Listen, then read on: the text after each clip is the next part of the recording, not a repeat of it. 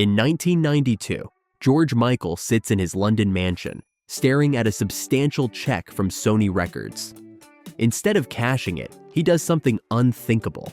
He tears it up and sends the pieces back to the record company. This wasn't a publicity stunt. It was a declaration of war.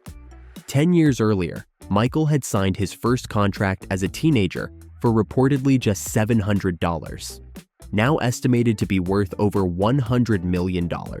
He was about to risk it all to fight one of the most powerful corporations in music history. What drove a global superstar to gamble his entire career at its peak?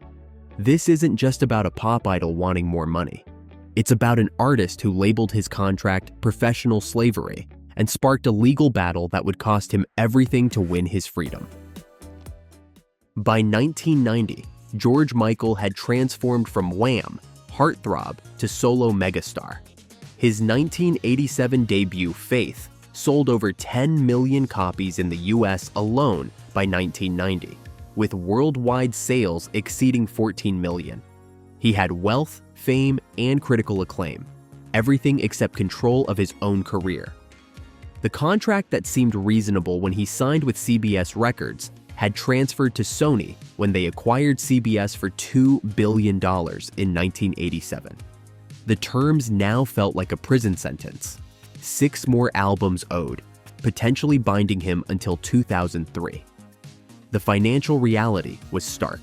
Between 1987 and 1992, Michael reportedly earned $17 million in royalties, while Sony pocketed $95 million from his work, according to court documents. With each platinum record, the imbalance gnawed at him. Michael's rebellion began with his second album, Listen Without Prejudice Volume 1. He refused to appear in music videos, rejected interviews, and wouldn't tour. He even kept his face off the album cover. Commercial suicide for a pop idol. When Listen Without Prejudice sold approximately 8 million copies, still far less than Faith despite its critical acclaim, the tension exploded. Michael accused Sony of allegedly sabotaging the album because he wouldn't play their marketing game. Sony claimed Michael's refusal to promote it was the real problem. What fans didn't know, behind this professional battle raged a personal storm. In 1991, Michael met Brazilian designer Anselmo Falepa at Rock in Rio, the first true love of his life. Shortly after, Falepa was diagnosed with HIV. Michael, still closeted, confronted this devastating news while fighting his label. The final blow came in 1992 when Michael contributed 3 songs to the AIDS benefit album Red Hot Plus Dance. When he felt Sony undermined its promotion, a project deeply personal given Falepa's diagnosis, something inside him snapped. In August 1992, Michael walked into Sony's London headquarters and demanded a divorce. Sony executives flatly refused. One allegedly used a homophobic slur, though Sony denied this claim. Michael left the building knowing he had only one option left. October 30th, 1992. George Michael files a lawsuit in London's High Court that rocks the entire music industry to its core. This wasn't just about leaving Sony. He was attacking the very foundation of how record companies operated. Michael's suit argued his contract was an unreasonable restraint of trade, legal language for what amounted to indentured servitude. If he won, the ramifications would extend far beyond his own career. Every major label contract could potentially be invalidated. Music executives panicked. Sony wasn't just fighting for one artist. They were defending their entire business model. Record companies relied on long-term contracts to offset risks. 90% of signed acts never turned a profit. If stars could walk away after becoming successful, the industry would collapse. In court documents, the financial reality became clear. Michael's contract could bind him until age 40, with Sony maintaining perpetual rights to his recordings. Sony appears to see artists as little more than software, Michael declared, rallying supporters across the music world. The stakes couldn't be higher. If Michael won, he'd revolutionize the industry. If he lost, he'd destroy his own career, still legally bound to a company he'd publicly declared war against. The trial began October 1993, turning London's High Court into music industry theater. What should have been dry legal proceedings became a public spectacle as fans and reporters packed the courtroom daily. "I'm shitting myself," Michael reportedly confessed to his publicist before taking the stand. This wasn't the cocky pop idol from the Faith video. This was a vulnerable artist fighting for his creative life. The timing couldn't have been more brutal. In March 1993, as the case was being prepared, Anselmo Filippa died from an AIDS-related brain hemorrhage. Michael, devastated and still closeted, had to maintain his public fight while privately grieving the loss of his first true love. For approximately 8 excruciating months, the trial exposed the music industry's inner workings. Contracts normally hidden from public view were dissected in open court. Financial statements revealed the stark reality. Sony had reportedly earned 5 times more from Michael's music than he had. In the courtroom, the contrast between the two sides was theatrical. Sony's legal team portrayed Michael as an ungrateful millionaire trying to escape a contract he'd willingly signed. Mr. Michael earned $17 million from this supposedly unfair arrangement, one Sony lawyer reportedly argued, hardly the compensation of a slave. Michael's lawyers countered by displaying a timeline of his career, showing how a contract signed by a teenager now bound a 30-year-old man to terms he couldn't have possibly understood when starting out. "This isn't about money," Michael's attorney reportedly argued. "It's about an artist's right to control his creative future." As the case dragged on, Michael visibly struggled under cross-examination. The confident performer disappeared, replaced by a man whose career hung in the balance with each question. When Sony's lawyers pressed him on why he'd renegotiated the same contract multiple times if it was so unfair, Michael appeared cornered, his earlier confidence crumbling under the pressure. June 1st, 1994. After the longest music industry trial in UK history, Justice Jonathan Parker delivers his verdict. Michael loses completely. The 270-page ruling declares his contract reasonable and fair, and adds insult to injury by ordering Michael to pay Sony's substantial legal costs. The judge's reasoning was brutal. Michael had received expert legal advice and negotiated improved terms multiple times. His wealth and success undermined his claims of unfair treatment. The very prosperity that allowed him to fight the case became evidence against him.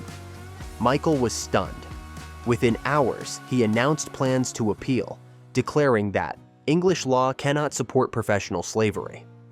But the devastating reality remained. He'd lost everything and gained nothing. The verdict created an impossible situation. Michael remained legally bound to deliver 6 albums to Sony, yet had publicly vowed never to record for them again. He couldn't record for anyone else without breaching his contract. The superstar who once dominated global charts had effectively silenced himself. Industry executives celebrated while Michael faced his new reality. He'd sacrificed his career at its peak for a principle and lost. The man who had sold 14 million albums was now unable to release new music at all. For nearly a year after the verdict, George Michael's career remained in limbo. His lawyer Tony Russell worked frantically behind the scenes on a new strategy. If they couldn't win freedom in court, perhaps they could buy it. Russell approached multiple labels, creating a bidding war for Michael's contract. Virgin Records and DreamWorks Records, the new label founded by Steven Spielberg, Jeffrey Katzenberg, and David Geffen, emerged as frontrunners. In July 1995, a breakthrough. Sony agreed to sell Michael's contract for an unprecedented $40 million. The complex deal gave Virgin worldwide rights outside North America, while DreamWorks handled the US and Canada. Sony maintained ownership of Michael's back catalog, but accepted a reduced 3% royalty on future sales. Michael gained a new 2-album contract worth $12 million, with royalty rates between 20 to 21%, nearly double his Sony rate. Crucially, releases would be co-labeled with his own company, Aegean Records, giving him the creative control he'd fought for. The $40 million figure shocked the industry, the most expensive artist buyout in history. For perspective, Michael Jackson had purchased the Beatles catalog for $47.5 million just a decade earlier. Neither side claimed victory publicly. Michael gained freedom but lost 3 prime career years and millions in legal fees. Sony lost a superstar but made a substantial profit on the transaction. The principle that began the fight had ultimately been settled with cash, not justice. When Michael finally released Older in 1996, the music landscape had shifted dramatically. Grunge dominated rock, hip-hop was mainstream, and boy bands captured the pop audience. His 3-year absence had created a void his polished adult contemporary sound couldn't reclaim. The album succeeded in Europe, but faltered in America. As Michael's manager David Austin later admitted, the lawsuit dented the armor in his career in America. It blew that candle out in the US without a doubt. The contrast with other artists who fought their labels was striking. Prince changed his name to a symbol and continued performing while battling Warner Brothers. Madonna started her own label while fulfilling her contract. Michael's complete withdrawal from music during his legal battle proved catastrophically costly. Michael entered a period of retreat, refusing to tour for 17 years after the lawsuit. A 1998 arrest for lewd conduct in a public restroom further damaged his American reputation. The global superstar who once filled stadiums worldwide retreated to European success and American irrelevance. Years later, Michael expressed profound regret. In the 2017 documentary George Michael Freedom, released after his death, Austin revealed that Michael had admitted the lawsuit was a mistake. "He turned around to me and said how he regretted it," Austin recalled. The final irony came in 2004 when Michael returned to Sony for his last studio album, Patience. The company he once called slave masters welcomed back their prodigal artist, closing a bitter chapter in music history. When George Michael died on Christmas Day 2016, the Sony lawsuit featured prominently in his legacy. His 3-year battle had become as much a part of his story as Faith or Careless Whisper. The fight's impact on the industry was subtle but significant. While Michael lost in court, his public challenge forced labels to reconsider how they treated established artists.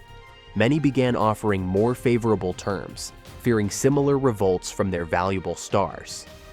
Michael's battle foreshadowed today's struggles over artistic control. Taylor Swift re-recording her masters, Kanye West publishing his contracts on Twitter, and artists embracing independence all echo Michael's fundamental question: who should control an artist's work? The most profound impact was on Michael himself. The lawsuit transformed him from commercial juggernaut to principled artist. The man who fought Sony wasn't the manufactured pop idol from Wham, but a thoughtful creator willing to sacrifice everything for autonomy. The cruel paradox is that had Michael simply fulfilled his contract, he might have maintained his superstardom. Instead, his fight for creative control cost him the very audience he needed to fully express his artistic vision. 3 decades later, George Michael's $40 million fight for freedom stands as both cautionary tale and profile in courage. Michael didn't change the music industry overnight, but he forced it to confront fundamental questions about fairness and freedom that continue today.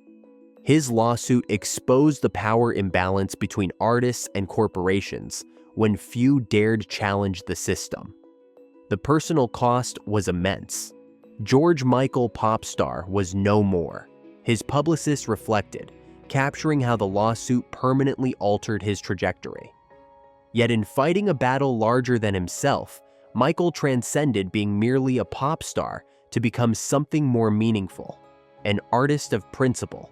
Michael's battle reminds us that freedom always carries a price. He sacrificed commercial dominance, but gained something he valued more: the right to define himself on his own terms, rather than those dictated by a corporation. Did you witness George Michael's battle with Sony in real time? Share your memories in the comments. Were you Team Michael or Team Sony? And how do you think this fight would play out today in the age of streaming and social media?